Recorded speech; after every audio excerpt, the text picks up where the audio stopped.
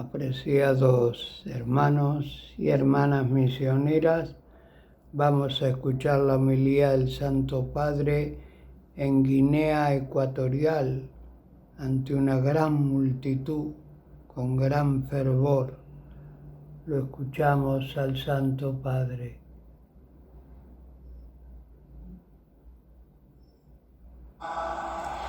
Quiero empezar saludando con afecto esta iglesia particular de Malabo, con su pastor, y a la vez expresar mi sentido pésame a toda la comunidad archidiocesana, a los hermanos sacerdotes y a los familiares por el fallecimiento hace algunos días de su vicario general, Monseñor Fortunato Nsue Esono, que recordamos en esta Eucaristía.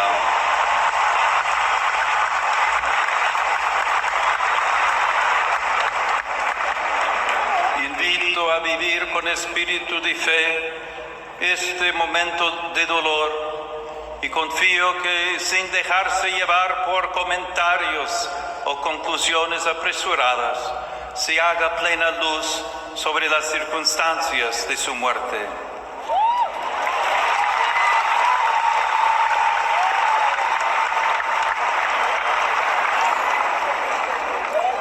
Las escrituras que acabamos de escuchar nos interpelan preguntándonos a cada uno de nosotros si sabemos y cómo leemos las páginas bíblicas que hoy compartimos. Se trata de una invitación tan seria como providencial, porque nos prepara para leer juntos el libro de la historia, es decir, las páginas de nuestra vida, que Dios sigue inspirando con su sabiduría. Compartiendo el camino de un viajero que desde Jerusalén regresa precisamente a África, el diácono Felipe le pregunta: ¿comprendes lo que estás leyendo? Aquel peregrino, un eunuco de la reina de Etiopía, le responde de inmediato con humilde sagacidad: ¿cómo lo puedo entender si nadie me lo explica? Su pregunta se convierte así no solo en una apelación a la verdad, sino en una expresión de curiosidad. Observemos con atención quién está hablando. Es un hombre rico como su tierra, pero esclavo. Todos los tesoros que administra no son suyos. Suyas son las fatigas que benefician a otros. Este hombre tiene inteligencia y cultura y lo demuestra tanto en el trabajo como en la oración, pero no es plenamente libre. Esta condición está grabada dolorosamente en su cuerpo.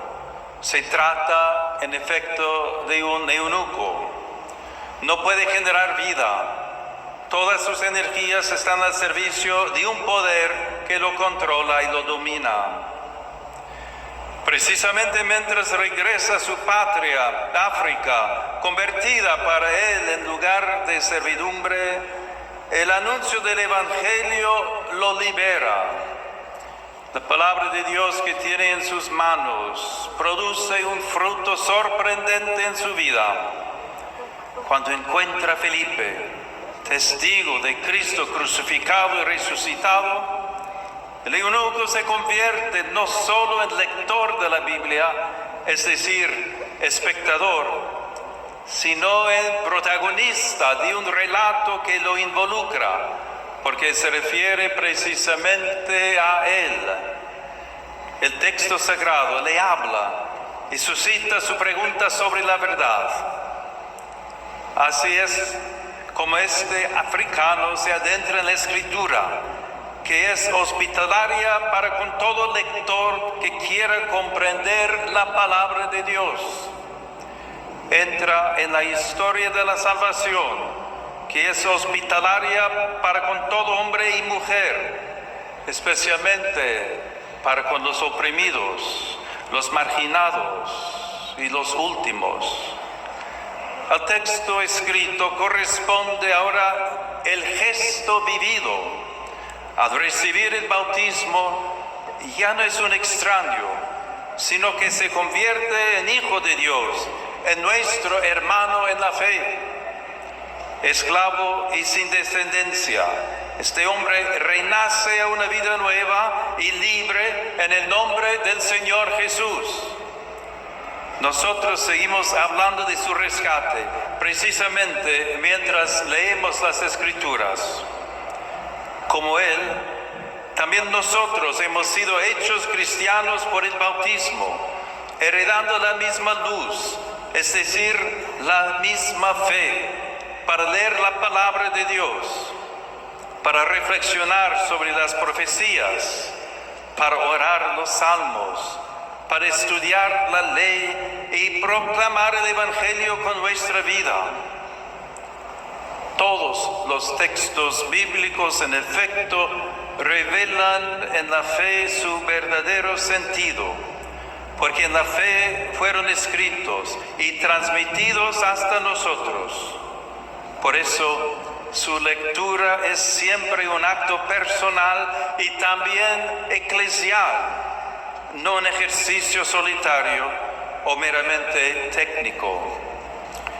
Leemos juntos la Escritura como un bien común de la Iglesia, teniendo como guía al Espíritu Santo, que inspiró su composición, y a la tradición apostólica, que la ha custodiado y difundido por toda la tierra. Como pide el eunuco, también nosotros podemos comprender la palabra de Dios gracias a una guía que nos acompaña en el camino de la fe, como lo fue el diácono Felipe, quien tomó la palabra y, comenzando por este texto de la Escritura, le anunció la buena noticia de Jesús. El viajero africano estaba leyendo una profecía que se cumplió para él en aquel entonces, como se cumple hoy para nosotros. El siervo sufriente del que habla el profeta Isaías es Jesús, aquel que mediante su pasión, muerte y resurrección nos redime del pecado y de la muerte. Él es el Verbo hecho carne, en quien encuentra cumplimiento toda palabra de Dios. Revela su intención originaria, su sentido pleno y su fin último. Como afirma Cristo, solo el que viene de Dios ha visto al Padre. En el Hijo, el Padre mismo muestra su gloria. Dios se hace ver, oír y tocar. A través de los gestos de Jesús, el Redentor, Él da plenitud a lo que hace desde siempre. Esto es, dar vida. Crea el mundo, lo salva y lo ama para siempre. Jesús les recuerda a quienes lo escuchan un signo de esta providencia constante. Sus padres en el desierto comieron el maná y murieron. Se refiere así a la experiencia del Éxodo, un camino de liberación de la esclavitud, que sin embargo se convirtió en un vagar agotador durante 40 años, porque el pueblo no creyó en la promesa del Señor, llegando incluso a añorar Egipto. Bajo el yugo del faraón, el pueblo comía los frutos de la tierra. Dios, en cambio, los conduce al desierto, donde el pan solo puede venir de su providencia. El maná es, por tanto, prueba, bendición y promesa que Jesús viene a cumplir.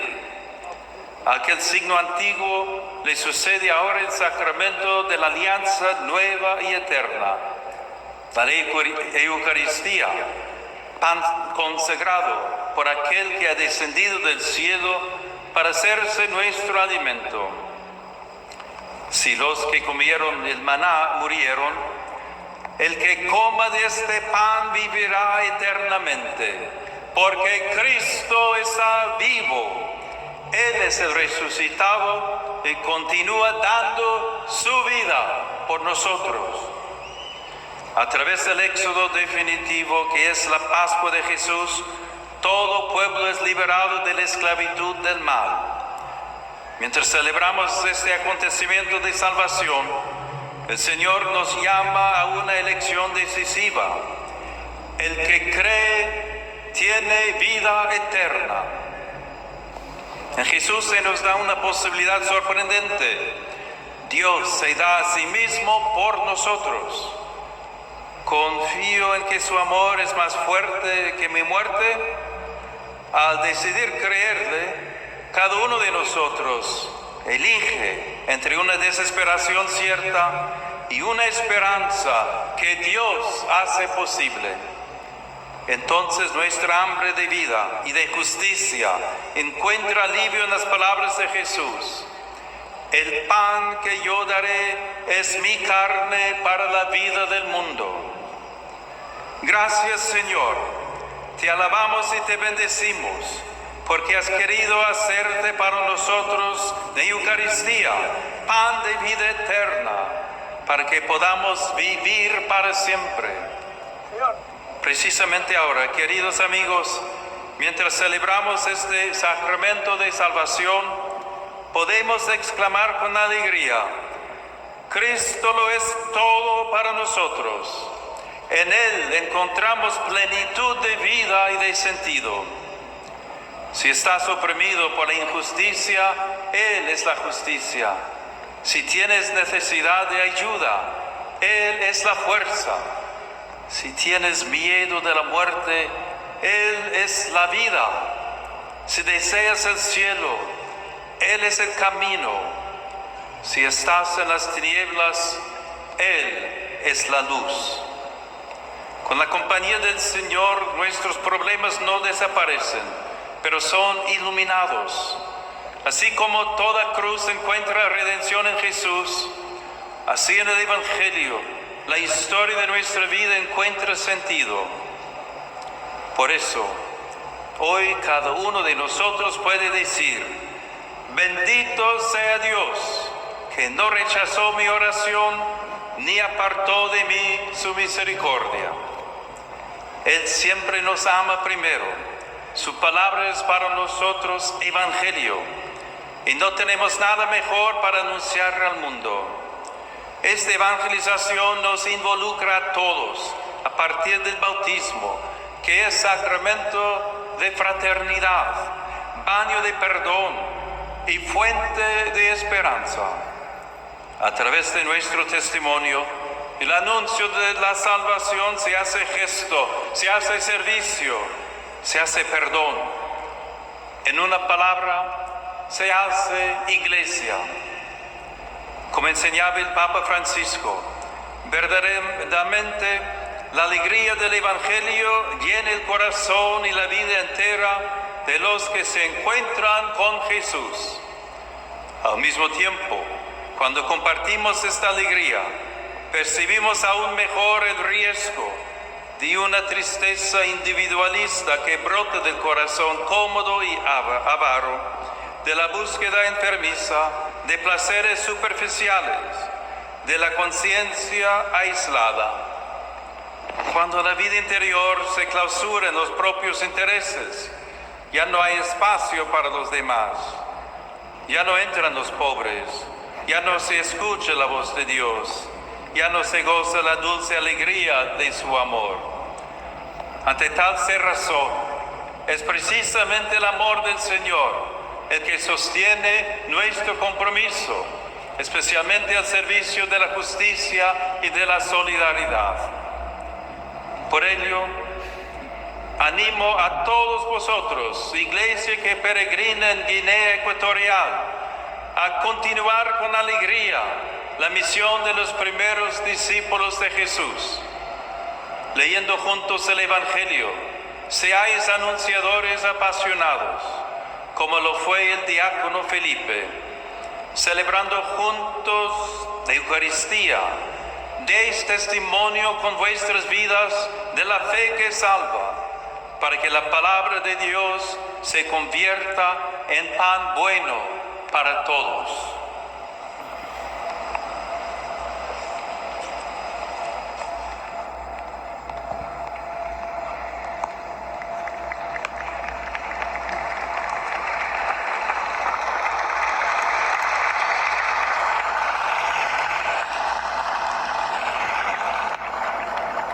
Aquí vemos la multitud, queridos hermanos, enorme, como en los otros países del África.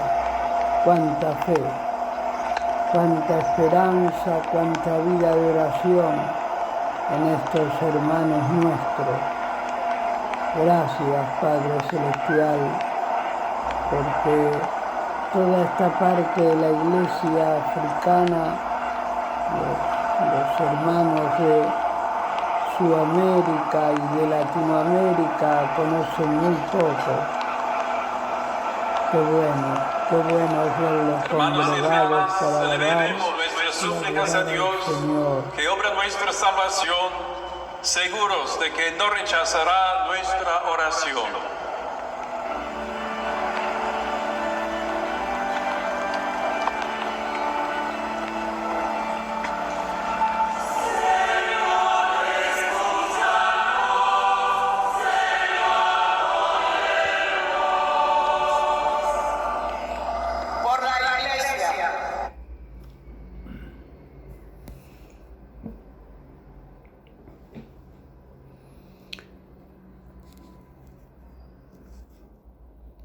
Vamos a participar de la consagración también del sacrificio de la misa junto al Santo Padre.